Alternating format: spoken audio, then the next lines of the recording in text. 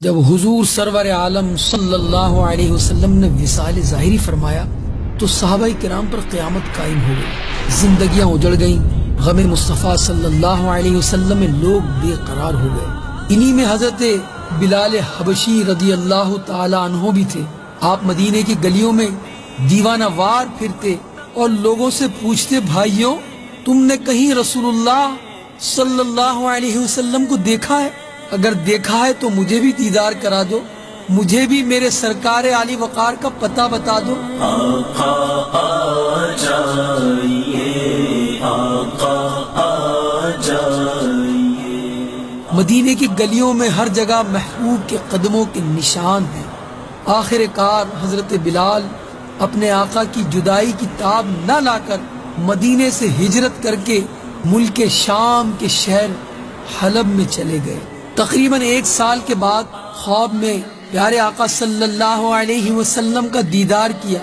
سرکار علی وقار علیہ السلام فرما رہے ہیں، اے بلال تم نے ہم سے ملنا کیوں چھوڑ دیا ہے؟ کیا تمہارا دل ہم سے ملنے کو نہیں چاہتا؟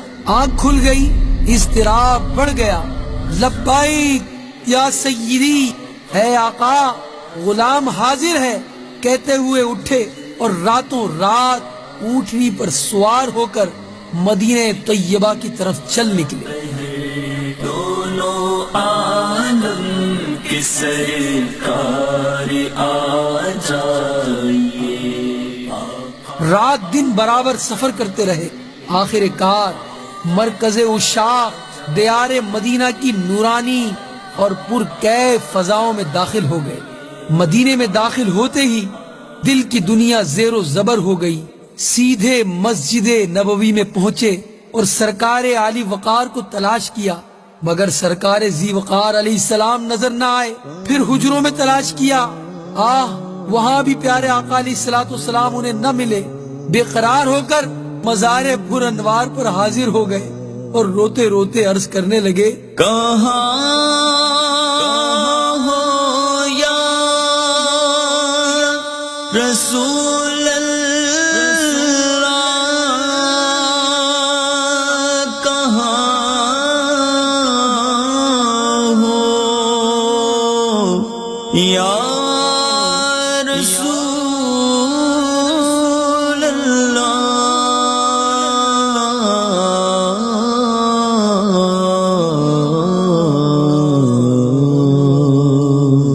یا رسول اللہ۔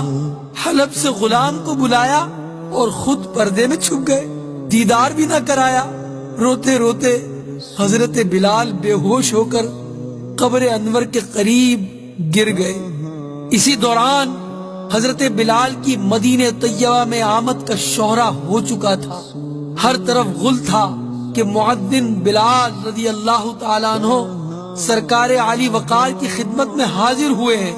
جب حضرت بلال رضی اللہ تعالی عنہ کو ہوش آیا تو دیکھا کہ ہر طرف لوگوں کا ہجوم ہو گیا ہے۔ اب تو منت و سماجت شروع ہو گئی، لوگ التجائیں کر رہے ہیں، اے بلال اے بلال ایک دفعہ پھر وہی درد بھری آذان سنا دو نا جو مدنی سرکار علیہ السلام کو سناتے تھے۔ حضرت بلال ہاتھ جوڑ جوڑ کر سب سے معاذرت طلب کر رہے ہیں، بھائیوں یہ بات میری طاقت سے باہر ہے، کیونکہ میں جب حضور اکرم صلی اللہ علیہ وسلم کی حیات ظاہری میں اذان کہا کرتا اور جس وقت میں اشہد ان محمد رسول اللہ کہا کرتا تو پیارے سرکار علیہ السلام کا آنکھوں سے دیدار کر لیا کرتا تھا۔ اب تو سرکار ذی وقار پردے میں چھپ گئے، اب بتاؤ کہ اذان میں اپنے آقا کا دیدار کس طرح کر پاؤں گا؟ مہربانی فرما کر مجھے اس خدمت سے معاف کر دو، مجھ میں برداشت قوت نہیں۔ ہر چند لوگوں نے اصرار کیا مگر حضرت بلال نے انکار ہی کیا۔ بعض حضرات صحابہ کرام نے رائے دی کہ کسی صورت سے حسنین کریمین کو بلایا جائے، اگر آقا کے شہزادے بلال سے اذان کی فرمائش کریں گے نا تو حضرت بلال ضرور مان جائیں گے، کیونکہ حضور علیہ السلام کے اہل بیت سے حضرت بلال کو بے حد محبت ہے۔ چنانچہ یہ رائے پسند آئی۔ ایک صاحب جا کر حسنین کریمین یعنی حسن و حسین رضی اللہ تعالی عنہما کو بلا لائے۔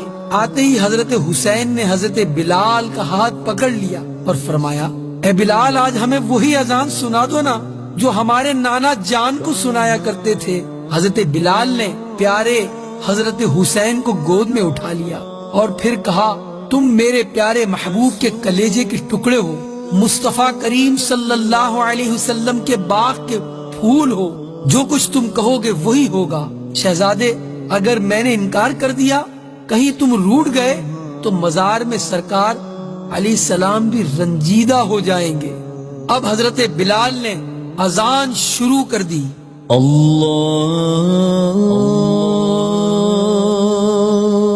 اکبر اللہ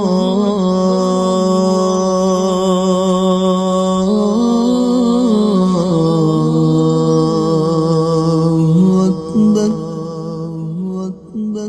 مدینے کی فضاؤں میں جب حضرت بلال کی پرسوز آواز گونجی تو اہل مدینہ کے دل ہل گئے۔ مہینوں کے بعد حضرت بلال کی آواز سن کر لوگوں کی نگاہوں کے سامنے سرکار ابد قرار صلی اللہ علیہ وسلم کی دنیاوی حیات کا سما بن گیا۔ لوگ روتے ہوئے بے تابانہ مسجد نبوی کی طرف دوڑ پڑے۔ ہر شخص بے قرار ہو کر گھر سے باہر آ گیا۔ عورتیں، بچے سبھی مضطربانہ گلیوں میں نکل آئے۔ لوگ غم مصطفیٰ علیہ السلام میں نڈھال ہو رہے تھے، ہچکیاں لے لے کر رو رہے تھے۔ جس وقت حضرت بلال نے یہ پڑھا اشہد ان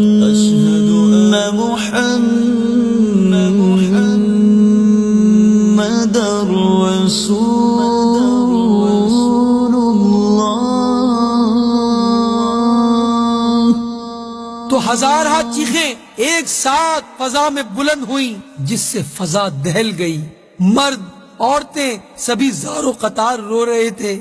ننھے ننھے بچے اپنی ماؤں سے لپٹ کر پوچھ رہے تھے امی جان، امی جان، سرکار علیہ السلام کے مؤذن حضرت بلال تو آ گئے، مگر رسول اللہ علیہ السلام کب مدینے تشریف لائیں گے؟